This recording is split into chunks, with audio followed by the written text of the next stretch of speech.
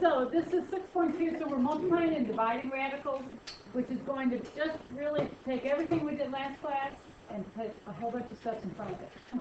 Not a whole bunch, but quite a few. So, loads of fun. So anyway, this review is just what we did on homework. So go ahead and simplify these. I'll tell you ahead of time, number 3 is a little bit different because it has this 4 out front. And we're going to have a lot of these today where we'll have a radical with a number out front. So all you have to do on that is anything that comes out of the radical, like if you have, in this case, like a perfect cube or a group of 3 that comes out like the radical, it just gets multiplied in with that 4. Okay? So the rest of it, again, just on the first one, you're looking for groups of 3, groups of 4, and then groups of 6. So everybody go ahead and do these. Okay, so let's look at these. So again, remember when you're when you're taking the cube root of something, then you have to find 3 of something to bring it out, right? So we know the cube root of 8 is 2, but if you didn't, again, you do 4 times 2, 2 times 2. So you have 3 2's, so a 2 comes out, right?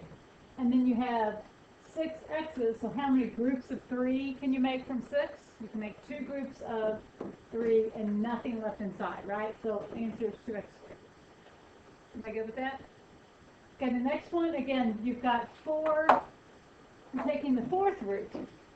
So if I'm taking the 4th root of 32, I have to find 4 of something in order to take something out. So if I break down 32, we can do what? 8 times 4, 4 times 2, 2 times 2, 2 times 2. So again, I'm taking the 4th root. So when I find 4 of something, I find 4 2's. So a 2 comes out. I have 1 2 left that wasn't part of the group. So it has to stay under. Okay? And then I have 12 x's, which divided by 4 is 3, right, with none left over. So x to the 3rd comes out. Out of 5 y's, I have 1 group of 4, so a y comes out. I have 1 left, so y stays in. How many got that right? Okay, cool. So you good with this? Okay. Now, so the last one, again, I have to break down 125.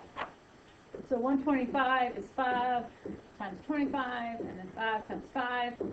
I'm taking the cube root, so I'm looking for 3. So 5 is the cube root of 3. So I'm bringing that out. So I already have a 4 out. So I'm going to multiply it. I'm going to multiply that 5 together. I'm just showing it right now, kind of the steps, but you could have gone ahead and written 20.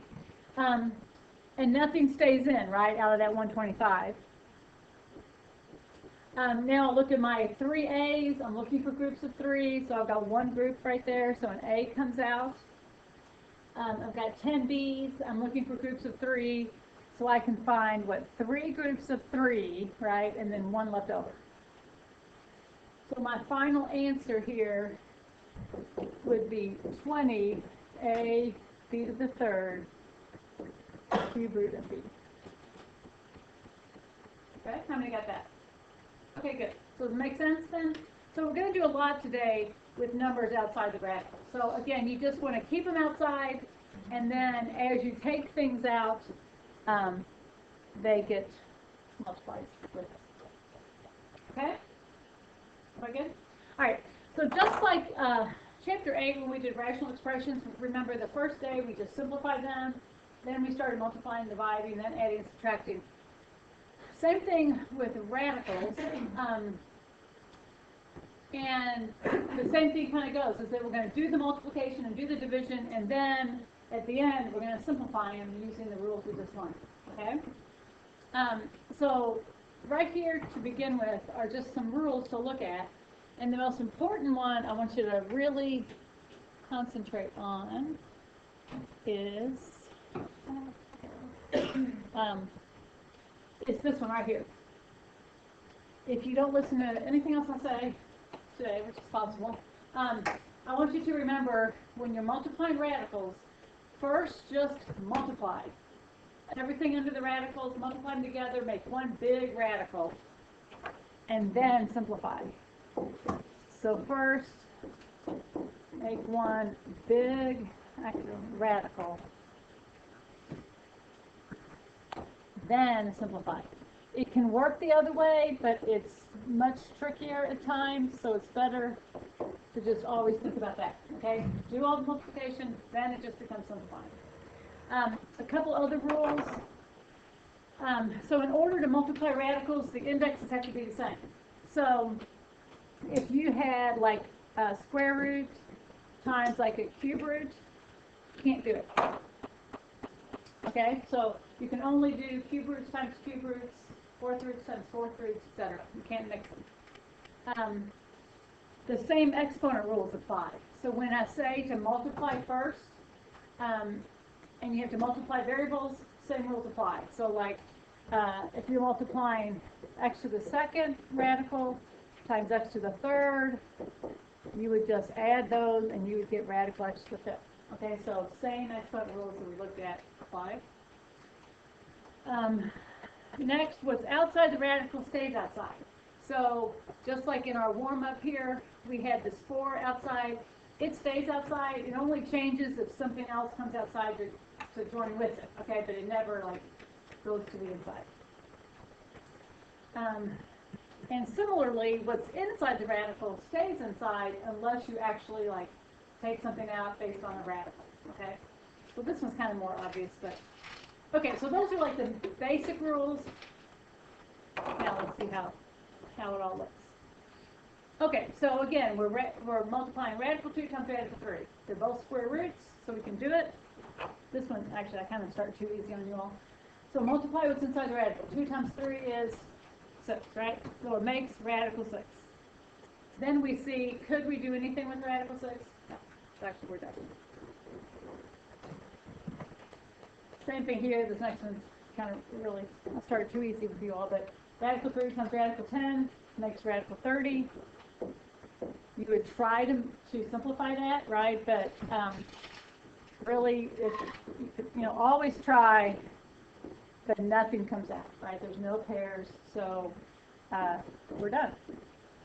I promise a good simplifier here. Okay? All right, so again, multiply, then simplify. So let's look at this next one. So it's 2 radical 7. Now there's nothing outside the second radical, so if there's nothing outside of it, you can always assume it's a 1 if you need to multiply. So we multiply what's outside the radical together, so 2 times 1 is 2. Then we multiply what's inside the radical.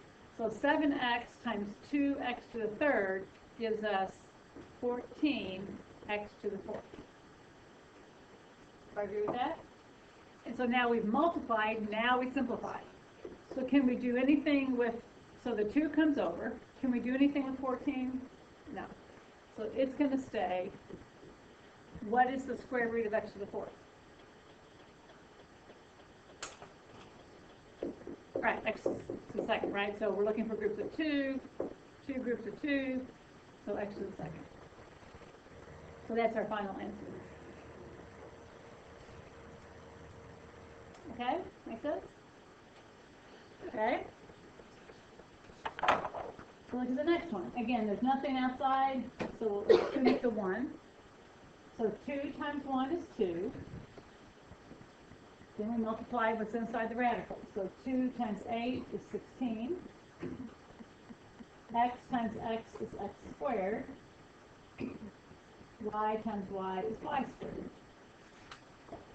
So now, pardon me, we've multiplied, right? Now it's time to now simplify. So we've got the 2 out there. 16, square root of 16 is what? 4. So it comes out, right? No need for a radical yet. X squared, square root of x squared is x. No need for radical. Square root of y squared is y.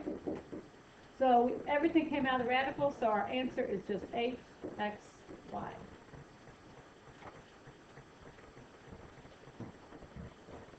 Okay, very good. All right. Put another one. So again, first, outside the radical. So we've got 2 times 3 is 6.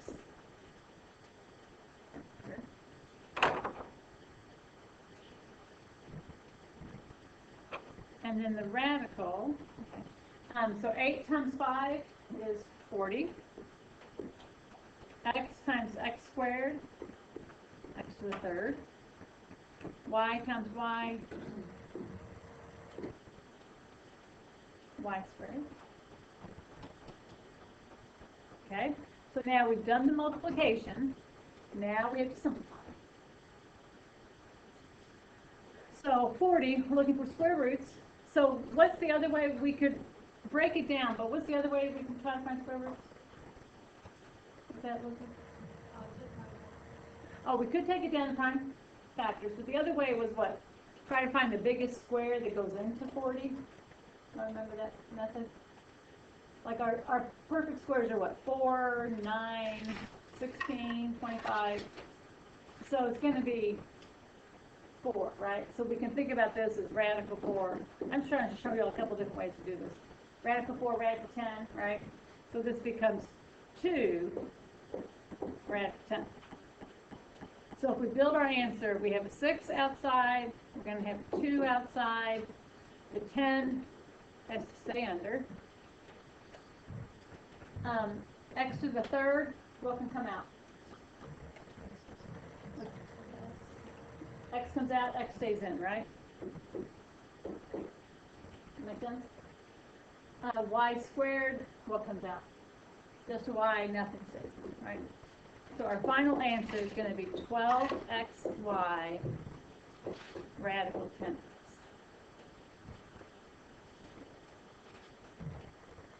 Okay, questions? All right. Let's try the next one. Okay, so we have x to the third, cube root and cube root, so we can do it. And this basically has a 1 in front of it, so 3 times 1 is 3. And then multiplied what's inside the radical together. So 50 times 2 is 100. X to the third times x is x to the fourth. Y squared times y is y to the third. Okay, so we've built the radical, we've done the multiplication. Now we want to break it down, so we have to find the cube root of 100. Is it 10? No, right? It's square. So we have to break down the 100. So let's see, that's what, 10 and 10? 2 and 5. So actually, so we've got it down to prime factors. Are there any groups of 3? No, so actually we can't do anything with 100. Which seems kind of weird, but so we keep 100 under the radical. X to the fourth, how many groups of 3?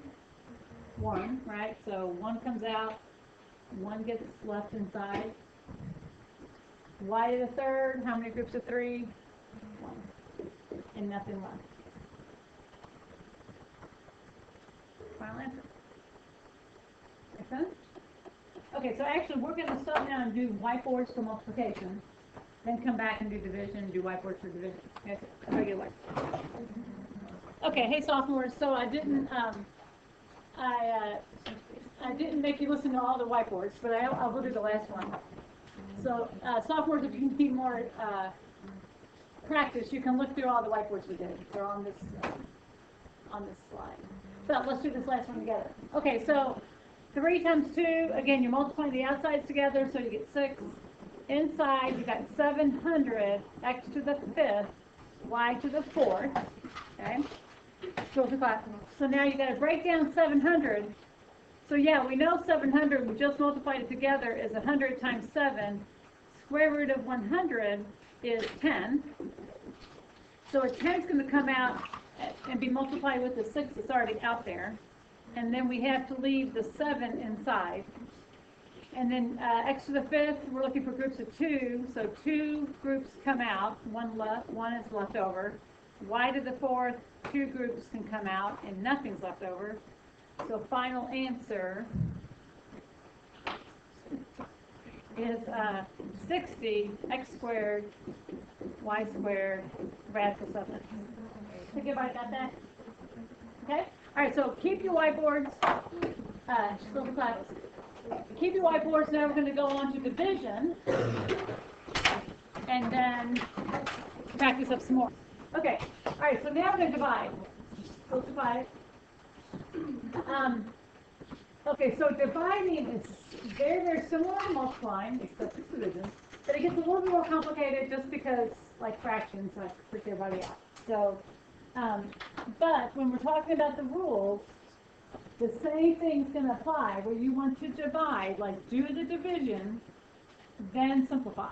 Okay, so we're going to, so we're going to like make it one big radical, divide, then it's just becomes simplifying like we've been doing. Couple other things though, once you have divided, you may still have a fraction.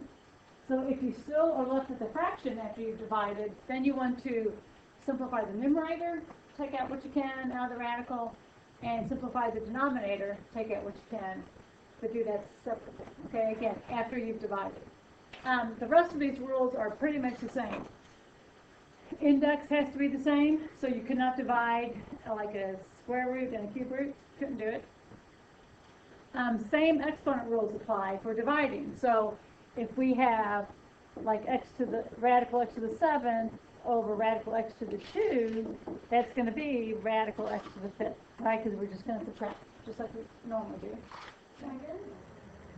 Is your tablet? Okay. Yeah, go ahead. Okay, and then again, these same two rules. So what's outside the radical stays outside. Anything outside, though, can be simplified with other stuff outside. Okay, so everything outside can be considered like, you know, one unit or whatever. And then again, what's inside the radical stays inside until you are taking something out because of the rest. All right, so let's try some of these.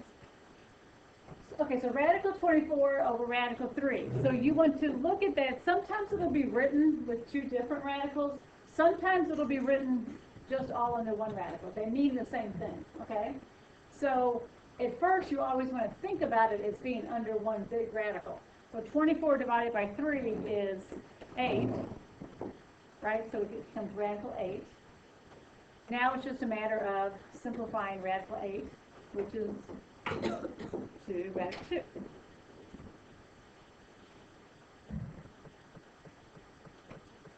Okay? Next one, again, what's outside the radical can be simplified together. So we have 20 over 4, which is just simplifies to 5, right? And then we have radical 14 over 2, which simplifies to radical 7. And then, can we do anything with either of those? No. So we're done. Okay, make sense?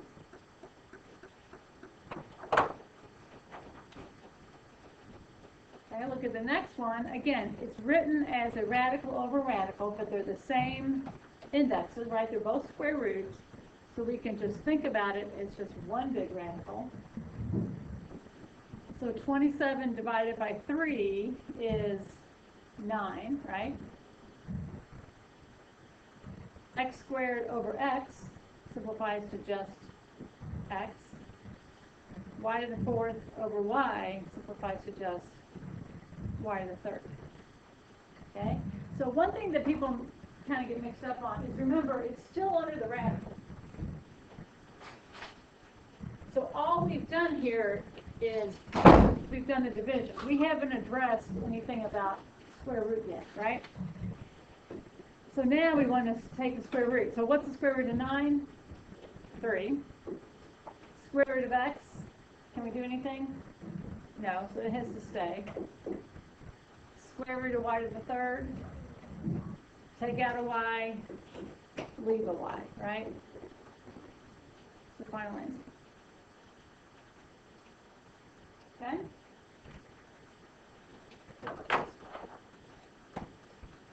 Try the next one.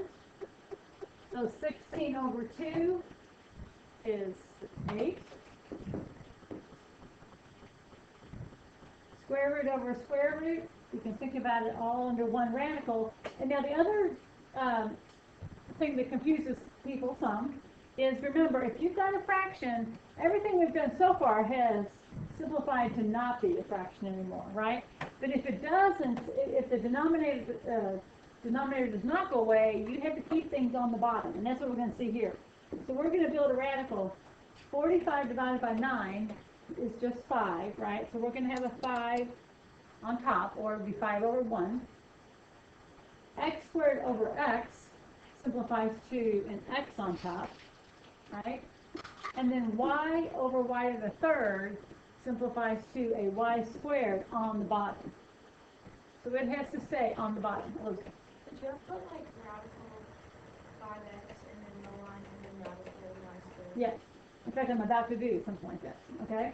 So I combined it all into one radical, and now I'm going to do just what Elizabeth said, because that's where the second rule comes in. So after you've divided, then you have to, then if the fraction didn't go away, so if you still have a fraction, then you want to think about it just like Elizabeth said, where each one is almost considered a separate radical, okay? So I could rewrite this like this. I mean, you don't have to rewrite it like that, but you want to think about it like that, okay? So now when I simplify, the 8 stays. Can I do anything with radical 5x? No. So it has to stay radical 5x. But what about radical y squared? It becomes what? It becomes a y, but it still has to be on the bottom of a fraction.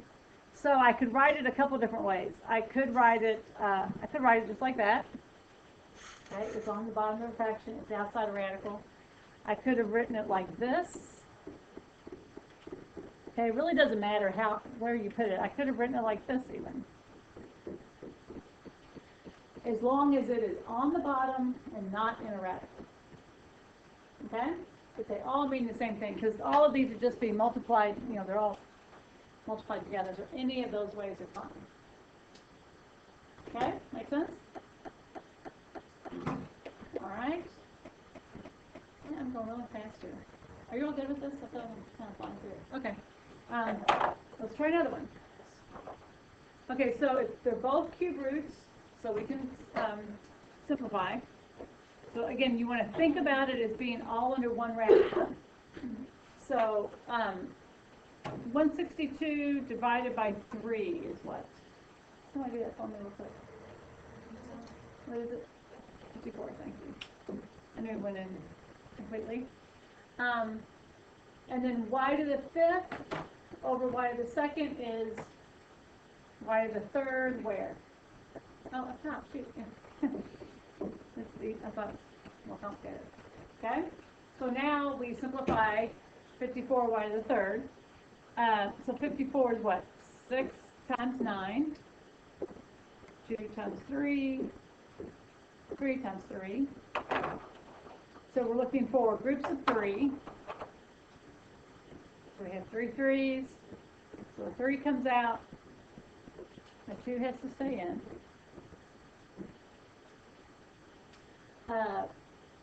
Y to the 3rd, looking for groups of 3. So what happens? Y comes out. We're done. Make sense? Okay, we're going to try some of these on whiteboards real quick. Okay, so sophomores are doing whiteboards right now. So let's look at this one. There were somebody kind of got confused on this. All right, so again, think about it all under one big radical. So 54 divided by 2 is 27, and then x, scroll to 5 please, x over x to the 7th is x to the 6th. So now you've got this, but it's all under the cube root. So most of you got cube root of 27, right, is 3, right? If you tore it down, you have 3 3s. So a 3 comes out, and now the cube root of x to the 6th is x squared. So an x squared comes out, but it is on the bottom of a fraction. It's to stay on the bottom of a fraction. Okay, does that make sense?